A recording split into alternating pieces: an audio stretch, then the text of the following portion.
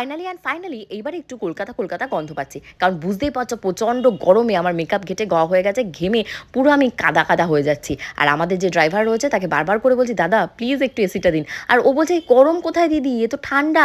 আমি বলছি ভাই তুমি বড় হয়েছো এইরকম ঠান্ডার রাজ্যে, আর আমাদের কলকাতায় একটু গরম পড়তে না পড়তে এসি ছাড়া আমরা কেউ বেরোই না, প্লিজ এসি দিন। তারপর তো একের পর এক এই সমস্ত সাইট সিন করাচ্ছে যার ভেতরে হাফ বন্ধ।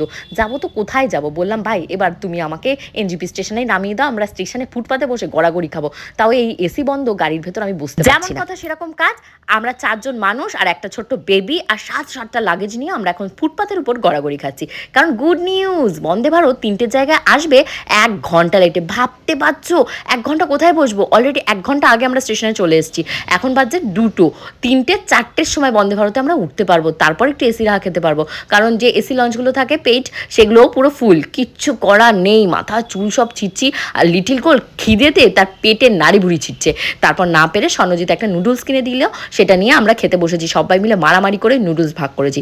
তারপর তো একটা ডিজাস্টার ঘটে গেছে আমাদের সাথে, কারণ তোমাদের গবুদা টিকিট কেটেছে, উনি আমাদেরকে বলেছে আমাদের লাঞ্চ দেবে, তারপর সাথে সন্ধ্যে স্ন্যাক্স দেবে এবং রাতের ডিনার দেবে। মহা আনন্দে আমরা কেউ কিচ্ছু কিনিনি, কারণ মানে ট্রেনে উঠলে আমাদের খেতে দেবে, অনেক অনেক খাবার দেবে, বন্দে ভারত থেকে খাবার নষ্ট হবে, তাই ভেবে আমরা কোনো খাবারই কিনিনি। ঘুর করছি, এই খাবার দেবে, ওই খাবার দেবে, এই খাবার দেবে, সেই খাবার দেবে, এই করতে করতে ফাইনালি আমরা খবর পেলাম, তখন বাজছে 4:45, যে বন্দে ভারতে 4টের সময় যে ট্রেন ঢুকছে সেই ট্রেন কি কোনোদিনও লাঞ্চ দেয়? মানুষ তো লাঞ্চ খায় দুপুর 1:30টার সময়, আমাদের মতন কোনো পাবলিক আছে যে বিকেল 5টার সময় লাঞ্চ খায়?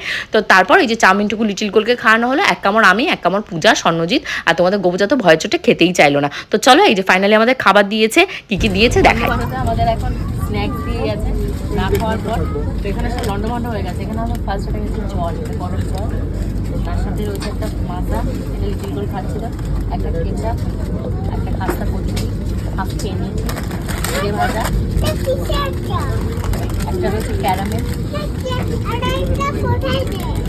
Salt caramel popcorn, caramel. আমি এখন একটু চাটা খাবো, দে বানিয়ে দেবো।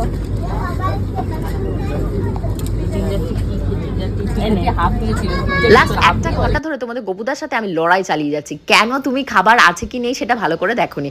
তো থ্যাংক গড 1 ঘন্টার ভেতরেই আমাদেরকে যে জল খাবারের মতন দেখতে পাচ্ছ স্ন্যাক্স দিয়ে গেছে।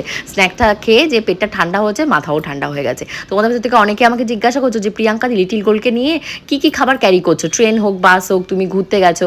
অ্যাকচুয়ালি কি বলতো, খাওয়া দাওয়া নিয়ে লিটিল গোল খুব একটা ডিস্টার্ব করে না, যা পায় সেটাই খেয়ে নেয়। আর এই ট্রেনের ভেতর ওকে দুধ গুলিয়ে আমি খাইয়ে দিয়েছিলাম। হোপফুলি আজকে ব্লগটাও তোমাদের ভালো লেগেছে। যদি ভালো লেগে থাকে, পরবর্তী একটা ব্লগ আসছে যেটাতে আমরা বন্দে ভারতে কীভাবে রাতের বেলা বাড়ি ফিরলাম আর কি কি এক্সাইটিং হচ্ছে সেই সমস্ত নিয়ে। তার জন্য আমার পেজগুলো সবাই ফলো করে দিও। আমার কিন্তু ইউটিউবে একটা